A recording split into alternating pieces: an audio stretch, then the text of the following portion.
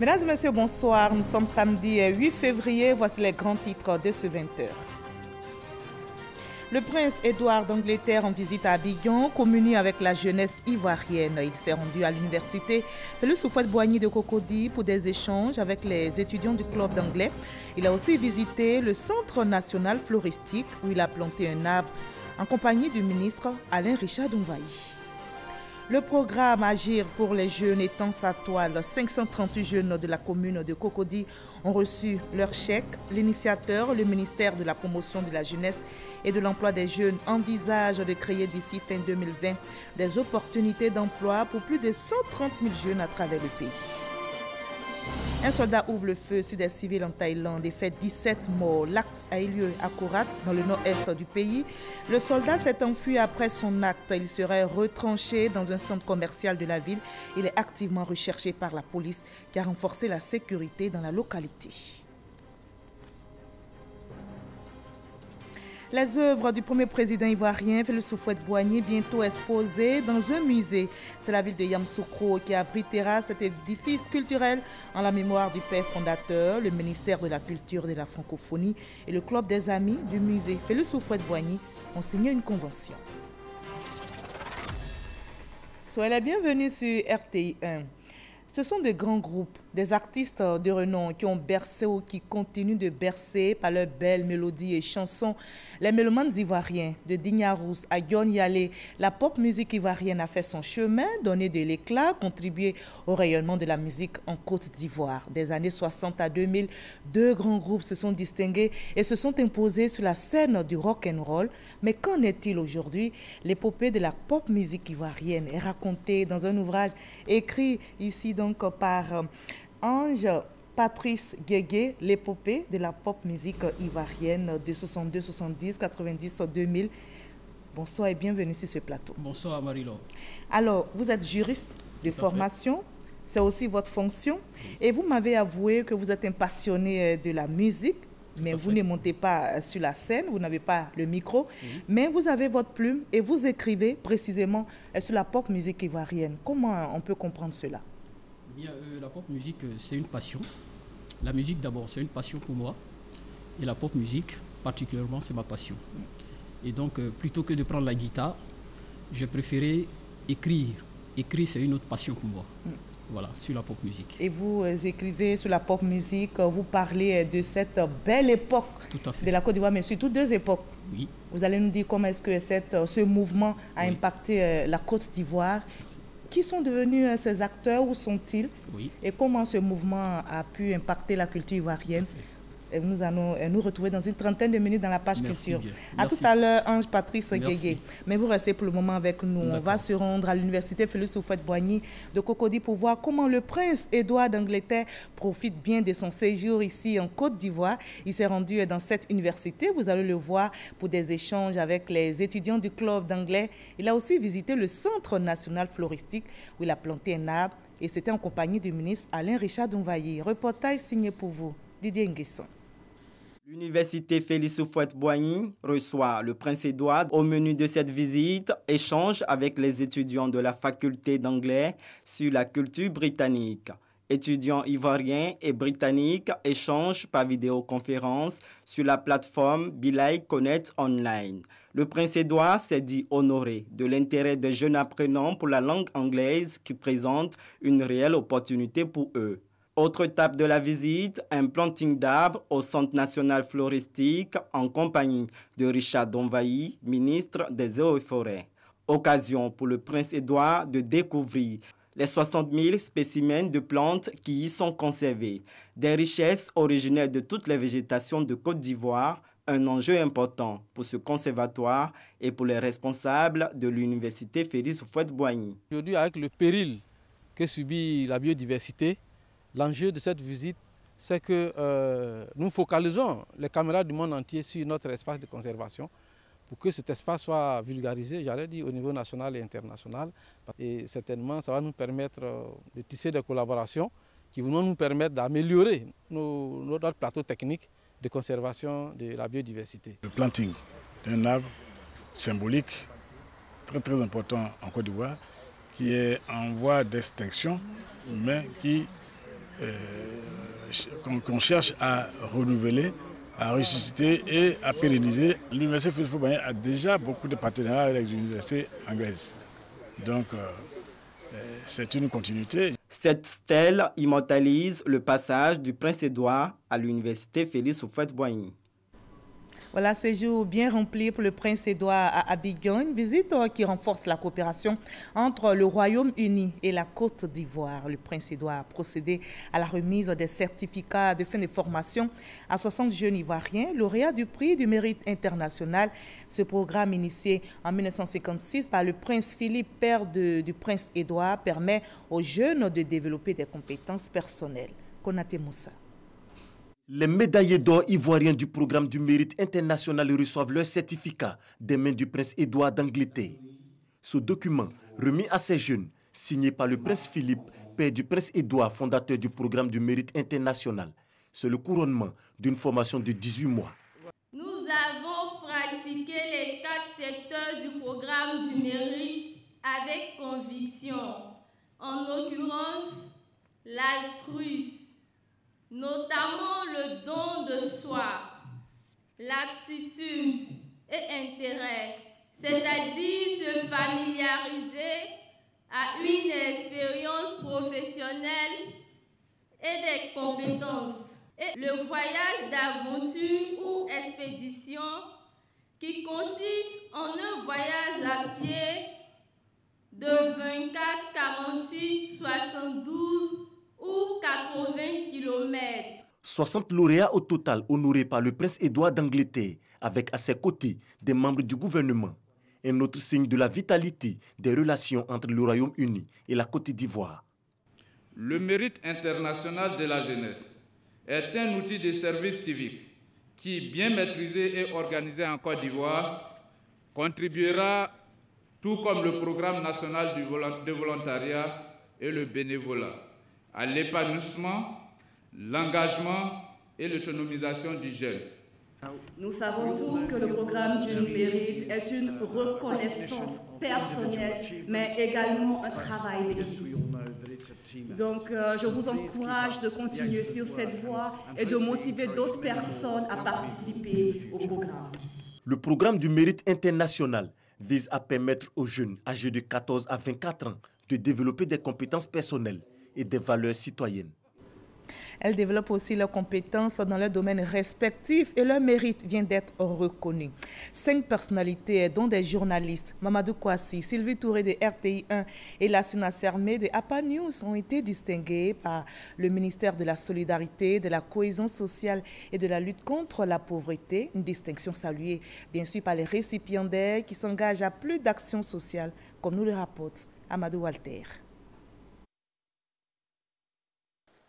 Visiblement ému de recevoir ce jour médailles et diplômes d'honneur des mains de la ministre Mariatou Koné, ces 5 personnalités sont distinguées pour leurs actions en faveur de la paix en Côte d'Ivoire. Elles sont décorées dans 3 catégories, notamment chevalier dans l'ordre du mérite de la solidarité Mamadou Kouassi, journaliste à la RTI. Officier dans l'ordre du mérite de la solidarité Sylvie Éléonore Donougo Touré, rédactrice en chef adjointe à la direction de l'information de la RTI, et Lassina Sermé, journaliste à APA News. Enfin, commandeur dans l'ordre du mérite de la solidarité, la directrice générale de la Société des Palaces de Cocody, Maferima Diarasouban Ouattara, et l'ambassadeur de l'Union européenne en Côte d'Ivoire, Jobst Fon Kinchman. Cette distinction est perçue par les récipiendaires comme un encouragement à continuer à bien s'illustrer.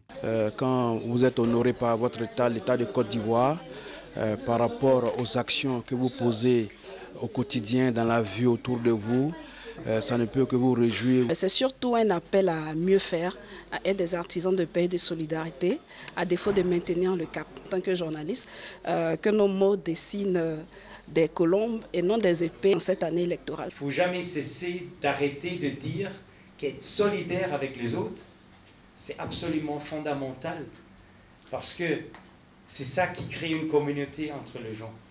Dans son message, la ministre de la Solidarité, de la Cohésion sociale et de la lutte contre la pauvreté a rappelé le thème de la célébration officielle de la Journée nationale de la paix tenue le 15 novembre 2019 à Figayo, dans la commune de Yopougon, où 20 personnalités avaient été décorées pour les mêmes raisons. Mesdames et messieurs, au-delà des mots, agissons ensemble pour un environnement électoral apaisé. Nous devons relever ce défi pour bâtir une nation fraternelle, forte et prospère, condition indispensable d'un développement durable, inclusif et participatif pour un mieux-être individuel et collectif. Cette cérémonie de décoration a été mise à profit par la ministre Mariatou Koné pour exhorter les médias classiques et les réseaux sociaux à ne pas relayer les violents propos.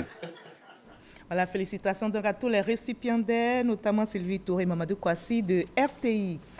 Autre initiative encouragée, elle vise l'autonomisation des jeunes et c'est le programme Agir pour les jeunes qui continue d'étendre sa toile dans les différentes localités. 538 jeunes de la commune de Cocody ont reçu leur chèque. L'initiateur, le ministère de la Promotion de la Jeunesse et de l'Emploi des Jeunes, envisage de créer d'ici à fin 2020 des opportunités d'emploi pour plus de 130 000 jeunes à travers le pays. Christian Mandé, Salimatou Dia. Ils sont 538 jeunes porteurs de projets, dont 239 femmes et 299 hommes de la commune de Cocody. Ils viennent de bénéficier d'un financement d'un montant d'environ 256 millions de francs CFA. Cette remise de chèque va permettre à ces jeunes de se lancer dans le monde de l'entrepreneuriat à travers des activités génératrices de revenus. Cette opération a pour objectif principal d'assurer à un grand nombre de jeunes l'activité de génératrice de revenus de sorte à pouvoir à leurs besoins. Ainsi, des financements importants sont accordés à des jeunes qui ont une idée de projet ou qui désirent agrandir une activité économique déjà existante. Pour le ministère de la Promotion de la Jeunesse et de l'Emploi des Jeunes, l'objectif est de rapprocher l'agence emploi jeunes des populations cibles et aussi de procéder à l'installation des guichets emploi dans l'ensemble des 201 communes du pays pour informer et orienter les demandeurs. Occasion pour la ministre Kandia Camara d'exhorter les jeunes à entreprendre. Elle a aussi rappelé la vision du gouvernement, celle d'aider cette jeunesse. De nombreuses actions pertinentes sont menées par plusieurs départements ministériels dans des secteurs clés tels que l'éducation, l'hydraulique, l'électrification, la santé et l'emploi des jeunes, pour ne citer que ceux-là. De belles victoires attendent les jeunes qui seront prises en compte dans le cadre du projet sur les 24 mois prévus.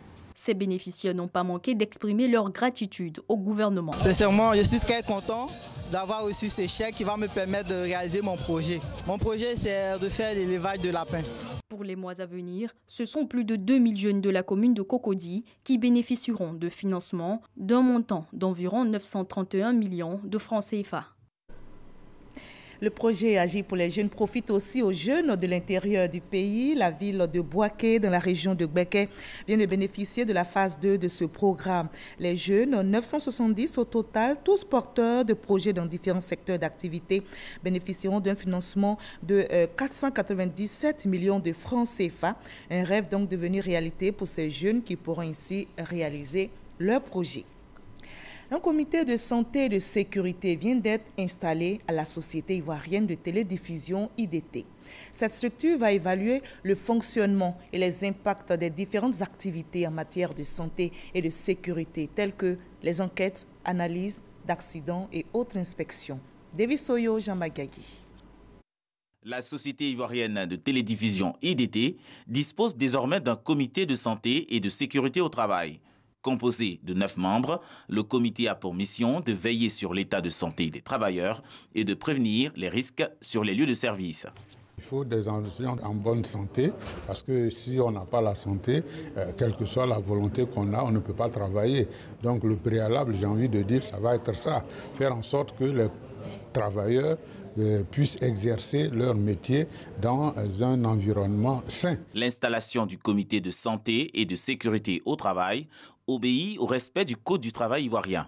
Au-delà même du respect du Code du travail, c'est ce comité-là qui veille à la promotion de la prévention des risques professionnels. Quand on parle de prévention, ça veut dire que la chose n'est pas encore arrivée, mais on fait l'effort, on informe les gens pour éviter cette chose. Pour le directeur général de la Société ivoirienne de télédiffusion, IDT, ce comité va permettre à ses agents d'améliorer leur rendement au quotidien. Nous recherchons la performance et donc c'est une fierté pour nous d'installer ce comité. Deuxièmement, il faut reconnaître qu'effectivement, ça fait partie des règles de gestion d'une entreprise. C'est quelque chose qui est demandé. Donc ça veut dire que nous tenons vraiment à mettre la société en règle de fonctionnement normal. La Société ivoirienne de télédiffusion, créée le 20 décembre 2017 par adoption en Conseil des ministres, a pour principale mission d'assurer la diffusion des programmes radiophoniques et télévisuels sur le territoire ivoirien et la création, l'exploitation, l'entretien et l'extension des réseaux de diffusion de télévision numérique terrestre, TNT. Au chapitre politique de ce 20h, le ministre de l'Équipement et de l'Entretien routier poursuit sa campagne de sensibilisation pour l'adhésion massive au RHDP. En tournée dans le Boclé, il a rencontré les populations, notamment les communautés du Vé-Baoulé vivant dans cette région. Amédée Kofi Kwaku, président de l'Association des cadres du Centre pour le développement, a évoqué la paix et la cohésion. Léon Bro.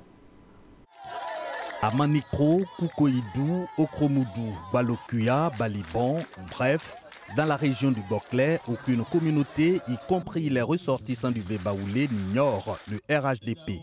Seulement, le froid entre le président Alassane Ouattara et son aîné Henri Konan Bédié, où le sentiment d'être oublié par le développement plombe l'engagement de ces populations pour le parti. Nous voyons que le RHDP, bon, ils sont en mouvement et ils sont au travail. Parce que depuis qu'ils sont arrivés, il y a eu un peu de changement, les voix partout, bon, c'est important. Chez nous ici, ce n'est pas encore abouti, parce que nous n'avons rien ici. L'électricité et l'eau. La réponse à ces aspirations, c'est dans le rassemblement, le vivre ensemble et la paix, idéaux du RHDP selon le ministre de l'Équipement. Amédée Kwaku présente le parti du président Alassane Ouattara comme celui des héritiers de feu le président Félix Houphouët-Boigny. Il s'appuie sur l'image de l'ancien et du nouveau site d'un même village pour montrer le RHDP comme le symbole du beau, synonyme d'unité nationale, de progrès et de bonheur partagé. Le RHDP, c'est le vrai parti du président Houphouët-Boigny. Le président Houphouët-Boigny, c'était la paix et le développement. On ne peut rien faire sans le rassemblement. C'est tous les Ivoiriens qui doivent être ensemble, comme l'a toujours prôné le père de la nation, le président Houphouët-Boigny. Et c'est dans cette vision que s'inscrit le président Alassane Ouattara. Et nous allons continuer donc à porter ce message de paix, ce message de cohésion. Des arguments qui achèvent de convaincre. Tout le monde est RHDP. Parce que nos présidents, à cause de lui, on mange. Donc, si lui-même n'est pas bien placé là, c'est qu'on ne peut pas aller au champ, on ne peut pas dormir, on ne peut pas faire quelque chose. Donc, moi, je suis derrière lui. Dans les localités où ils se sont rendus, la prochaine visite du Premier ministre Amadou Gon Coulibaly dans le Boclé n'est pas passée sous silence. Amédée Kwaku et sa délégation ont invité les populations à la mobilisation. Et on reste dans la région de Boclé pour voir comment les populations se préparent pour un autre événement. C'est l'arrivée du Premier ministre Amadou Gon Coulibaly dans leur région. Les cadres s'activent pour les préparatifs, comme nous le rapporte notre reporter Mamadou Kwasi. Bitumage de la voirie de la ville de Sassandra, ainsi que la construction d'un nouveau marché central. Le reprofilage des routes villageoises de la région de Boclé. À cela s'ajoute la construction des centres de santé, des écoles, ainsi que l'adduction en eau potable. Tout ceci couronné par le prochain débarcadère, une infrastructure qui sera livrée dans les mois à venir. Mais avant son ouverture, d'autres projets seront lancés à partir du 13 février prochain par le Premier ministre Amadou Gon Coulibaly. Et ce, dans le cadre d'une visite de travail qu'il va effectuer dans la région de Boclé du 13 au 15 février 2020. Avant cette visite, les cadres de la région de Boclé, dans toutes leurs composantes politiques et religieuses, accompagnés des autorités coutumières et administratives, se concertent à Abidjan. Une occasion pour sonner la mobilisation avant l'heure. Dire à tous les ressortissants de la région du Boclé, qu'ils soient à Abidjan ou à l'intérieur du pays, de converger tous le 13 à Fresco, le 14 et le 15 dans la région du Boclé, pour réserver un accueil chaleureux au Premier ministre de la République de Côte d'Ivoire et à travers lui au président de la République, le président Alassane Ouattara. Parce que toute la région du Boclé est derrière le président de Ouattara. Nous l'aimons bien dans notre région. Nous avons vraiment besoin qu'il vienne nous apporter le développement. Le Premier ministre arrive, il vient avec de bonnes choses pour notre région et nous ne pouvons pas manquer cela. Cette rencontre d'Abidjan a été l'occasion pour ces filles et fils de la région du Boclé de réaffirmer la détermination à renforcer l'union et la solidarité qui renaît de plus en plus. Des valeurs qui vont accentuer le développement de cette région pleine de richesses agricoles et touristiques. Le réseau des jeunes cadres du RHDP vient de faire une déclaration sur l'actualité judiciaire à la CPI. Le réseau demande la reprise du procès de l'ancien président ivoirien Laurent Gbagbo et de Charles Blé Goudé à La Haye. Nous les écoutons au micro d'Éric Gorée. Nous venons par la présente déclaration prendre à témoin la communauté internationale et nationale. Nous, Ivoiriens, avons encore les blessures vives d'une frange de la population. Nous vivons encore les stigmates. Plus de 3000 morts, de nombreux blessés et personnes encore marquées à vie des brimades de la crise post-électorale en Côte d'Ivoire. Nous suivons avec beaucoup d'intérêt la reprise du procès de la crise ivoirienne. Nous demandons à la Cour pénale internationale de maintenir le cap. Nous apportons notre soutien au gouvernement pour tout ce qu'il fait pour les victimes et leurs ayants droit afin de leur permettre de vivre dignement leur douleur. Une note triste dans ce 20 heures après l'hommage qui lui a été rendu par la nation à Abidjan. Le colonel-major Isiaka a été conduit à sa dernière demeure dans sa ville natale à Doropo, dans le nord-est de la Côte d'Ivoire. Ouattao, arraché à l'affection des siens, a été inhumé hier vendredi. Le témoignage est signé Herman Niamien. Le corps, arrivé par avion à l'aérodrome de Bouna, a été d'abord conduit au palais royal de Bouna avant de prendre la direction de sa ville natale d'Oropo. Les populations encore sous le choc sont toutes unanimes. La région du Bounkani vient de perdre l'un de ses illustres fils. Tout ce que le Bounkani compte comme cadre a fait le déplacement pour cet enterrement. Donc c'est un grand jour, c'est avec beaucoup d'émotions, beaucoup de tristesse qu'on le dit, mais comme on dit, c'est la volonté de Dieu et conformément donc aux traditions locales, on continue donc les prières pour le repos de son âme. Personnellement, d'abord pour moi, c'est une très grande perte, c'est une perte incommensurable. Ensuite, pour la région, c'est une perte indescriptible parce que c'était un facteur d'union, c'était un rassembleur, c'est quelqu'un qui a beaucoup apporté à cette région. Il faut se confier à Dieu, sinon vraiment, ça nous a beaucoup frappé parce que c'est lui qui était tout pour nous. Fervent pratiquant de la religion musulmane, les siens étaient dans le recueillement ce vendredi à la mosquée principale de la ville. Ils ont élevé leur voix vers Dieu afin qu'il lui accorde sa miséricorde pour le repos de son âme. Aux côtés de la famille dans ces moments douloureux, les cadres et élus de la région, ses frères d'armes avec à leur tête le général de corps d'armée Lassina Doumia ainsi que plusieurs de ses amis et connaissances. Sur la place publique de la mairie où le corps a été conduit, l'imam principal de la mosquée de Doropo a fait la prière mortuaire. Ses frères d'armes aussi lui ont rendu un dernier hommage avant qu'il ne soit inhumé dans la stricte intimité familiale au sein de sa résidence privée à Doropo. Voilà, et ainsi va la vie. Dans l'actualité sportive, la Côte d'Ivoire veut impliquer les petites et moyennes entreprises dans l'organisation des grands événements sportifs sur son territoire et à l'international. Et bien, pour atteindre cet objectif, le pays s'inspire du modèle européen en participant à la 7e édition des rencontres internationales des grands événements sportifs. Les ministres Paulin Danho des Sports et Félix Anoblé des PME ont participé aux travaux à Paris, en France. Arsène Kouassi. La professionnalisation du sport en Côte d'Ivoire est toujours en marche. Après la mise en œuvre de la loi du sport, c'est au tour de l'économie du sport d'être au centre d'intérêt des autorités ivoiriennes à l'échelle internationale. Réunis à l'occasion de la 7e édition des rencontres internationales des grands événements sportifs, RIGES, le ministre des Sports Dao Paulin Claude et son homologue des PME, Félix Anoblé, ont participé au rendez-vous sportif phare dédié aux professionnels et entreprises de l'industrie du sport au monde. Au cours de ces rencontres, les marchés internationaux portant sur le Japon, le Proche et Moyen-Orient ont fait l'objet de débats et de partage d'expériences. La rencontre de ce jour, qui est la 7e édition des RIGES, donne l'occasion à la grande famille du sport de découvrir que le sport est devenu aujourd'hui dans le monde une véritable industrie.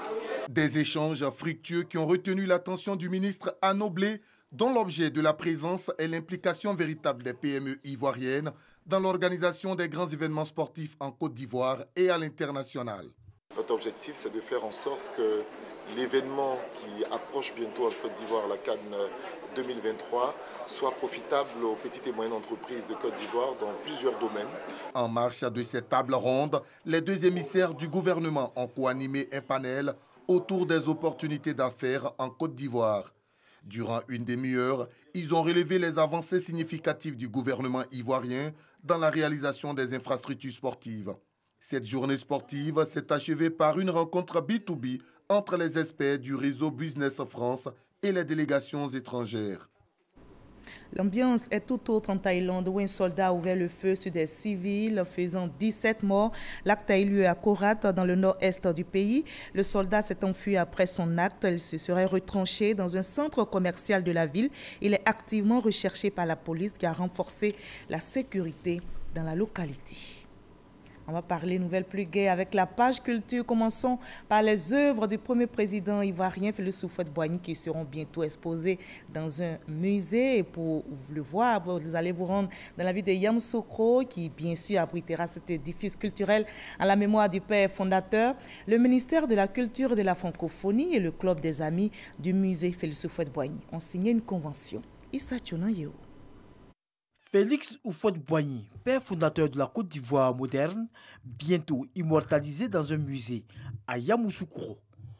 Cette décision a fait l'objet d'une signature de convention de partenariat entre le ministère de la Culture et de la Francophonie et le club des amis de ce musée, en présence du ministre du Commerce et de l'Industrie, Souleymane Diarra-Souba, et celui du Tourisme et des Loisirs, Siandou Fofana.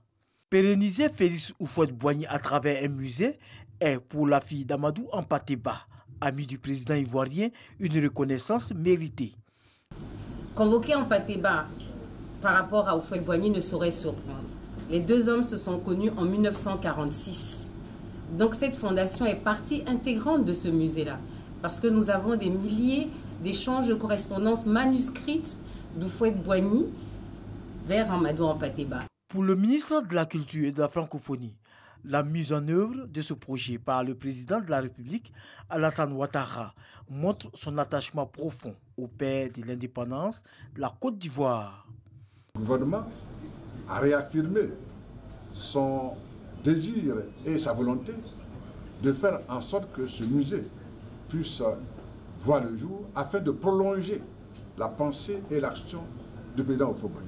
Le chef de l'État, le président Alassane Ouattara, sachant et reconnaissant que Houphouët-Boigny est notre patrimoine commun, est la personne qui nous rassemble à travers son enseignement, à travers sa vie, à travers l'exemple qu'il a donné du sacrifice de lui-même, a créé un parti politique pour perpétuer son œuvre. Et ce musée vient prolonger cette action du chef de l'État, du président Alassane Ouattara.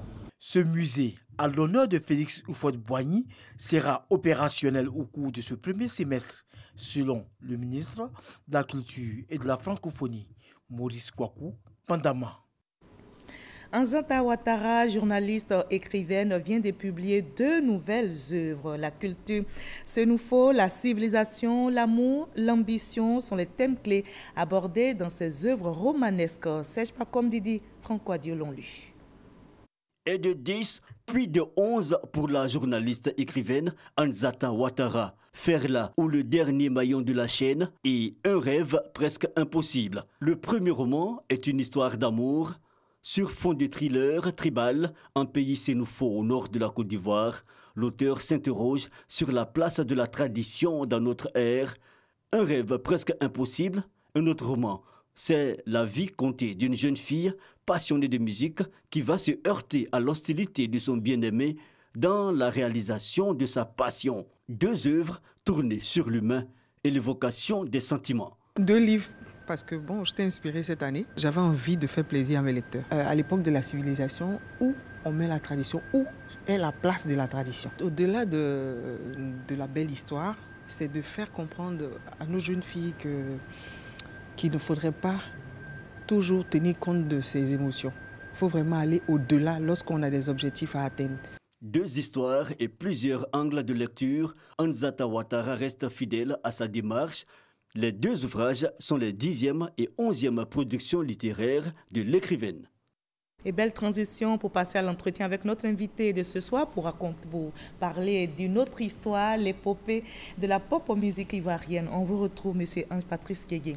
Bonsoir. Alors, l'épopée de la pop musique ivoirienne de 62 à 70 et de 90 à 2000, c'est bien sûr le titre de votre ouvrage que vous venez de publier. Oui. Nous sommes aujourd'hui en 2020. Que d'années écoulées, je me suis dit, alors, que devient cette pop musique?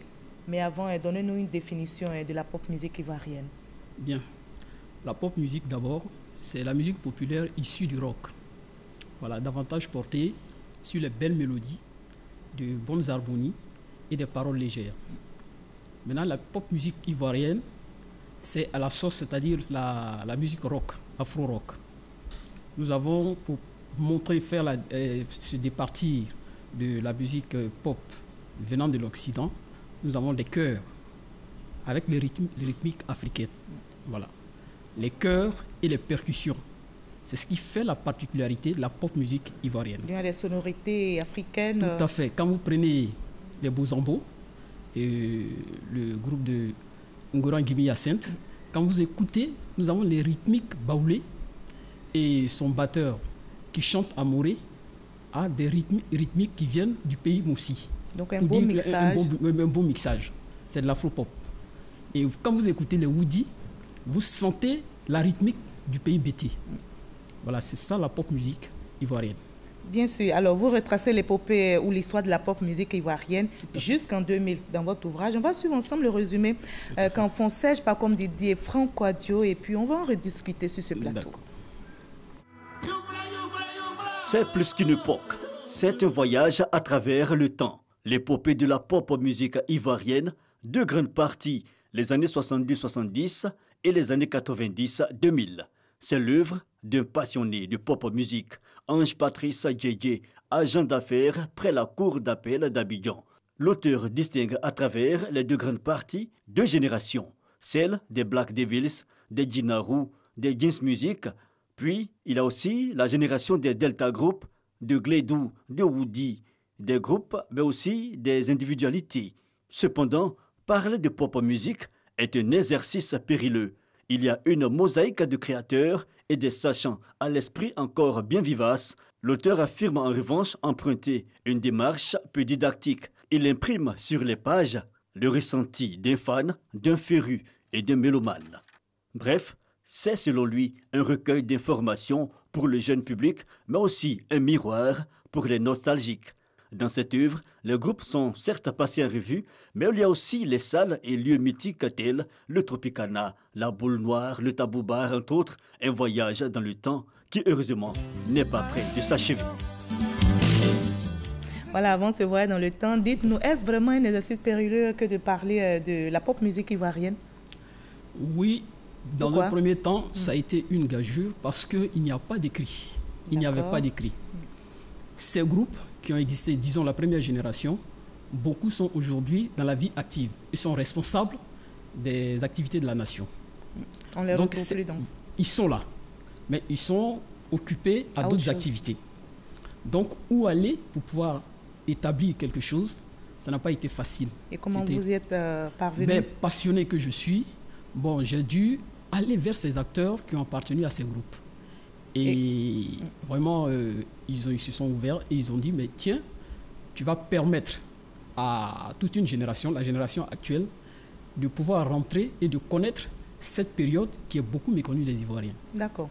Et justement, vous allez nous aider à faire ce voyage dans le temps. Vous retracez l'épopée ou l'histoire de la pop musique ivoirienne jusqu'en 2000. Pourquoi vous vous arrêtez en 2000? Je m'arrête en 2000, c'est un scoop que j'ai fait pour 2 générations. C'est l'observation que j'ai faite pour l'instant. Certainement qu'il y a une génération qui est là, mais cette génération n'a pas encore pris le relais. Quand je parle de 62 à 70, vous voyez les Guinaru, les New System Pop, les Guns Music. Ça, c'est la première génération.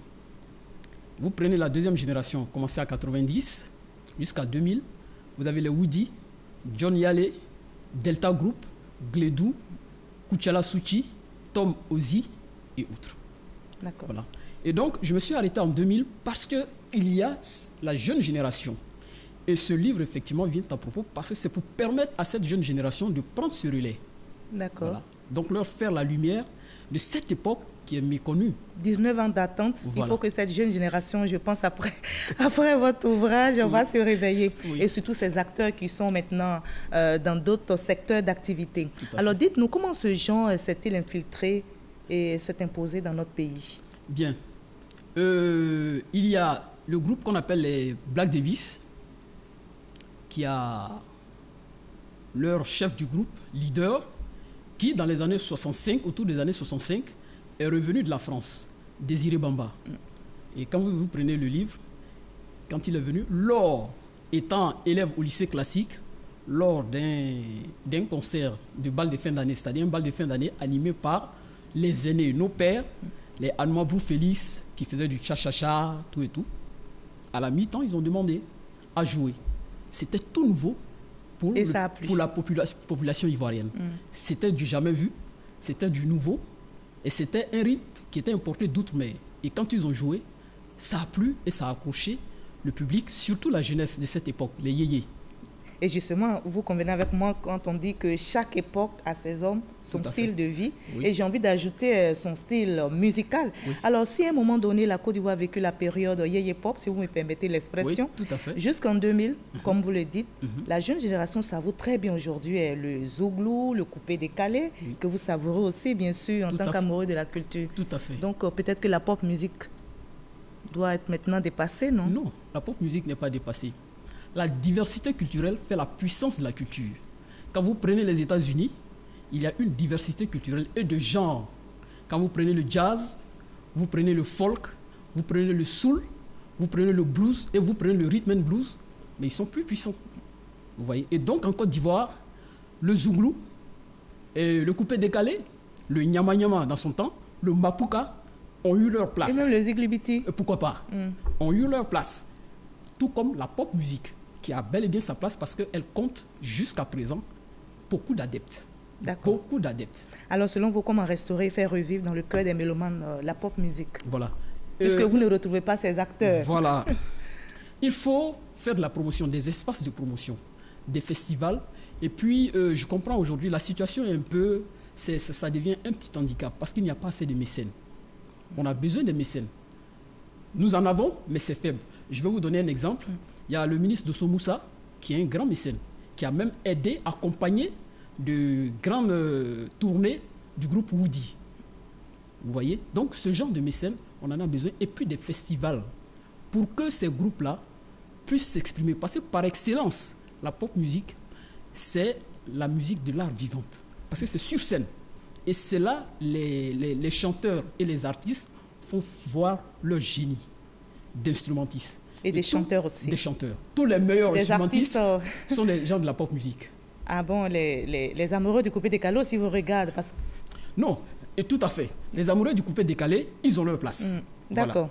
Voilà. Alors, vous vous arrêtez à Gion Yale. Oui. Devenu aujourd'hui Gion Kifiz. Tout à fait. Il est aussi sur scène. Il est sur scène, oui. Mais je parle de Il est le seul, là? Non, Gion Yale, il n'est pas le seul sur scène. Gion Yale et tous les autres groupes, ils sont là. Et je disais tantôt qu'aujourd'hui, étant donné qu'il n'y a pas d'espace de promotion... On vous a bien compris donc. Ils sont là. D'accord. Voilà. Alors, dites-moi, peut-on véritablement parler de pop musique ivoirienne? C'est vrai que vous avez essayé de définir la pop musique. Oui.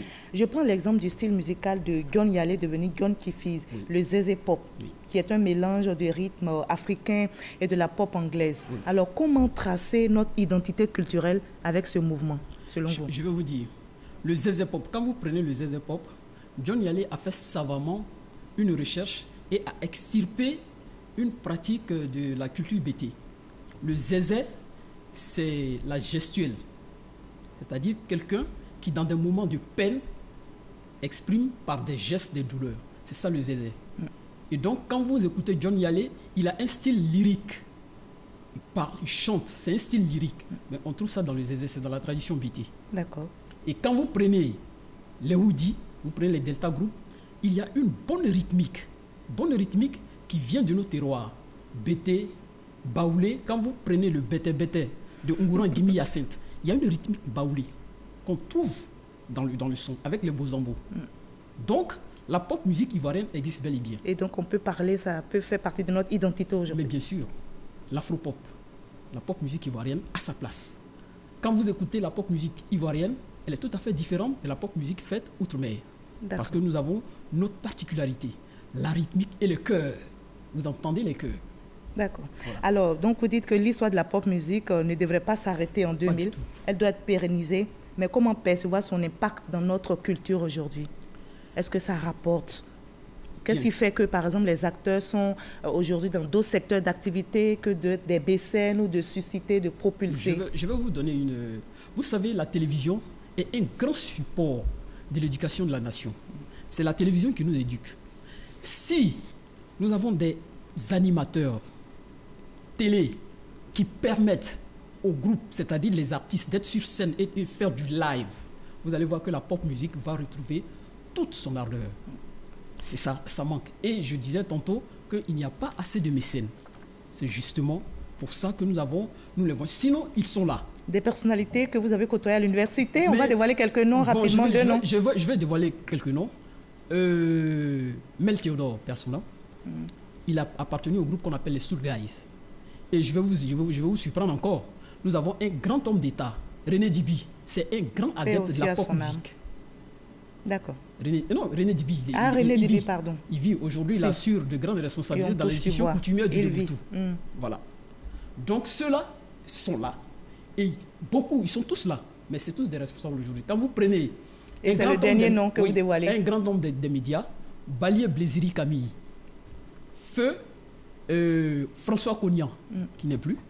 C'est tous des gens de la pop musique. Merci beaucoup, M. Ange-Patrice Guégué, d'avoir répondu à nos questions et de nous avoir partagé votre passion pour la pop musique ivoirienne et ses acteurs. Honneur donc à tous ces groupes qui ont marqué le monde musical ivoirien et un genre, la pop musique. Et tant qu'il y aura des acteurs et créateurs de ce mouvement tant adulé, la pop musique renaîtra et vivra dans notre pays. Et c'est la culture qui gagne. À demain 20h.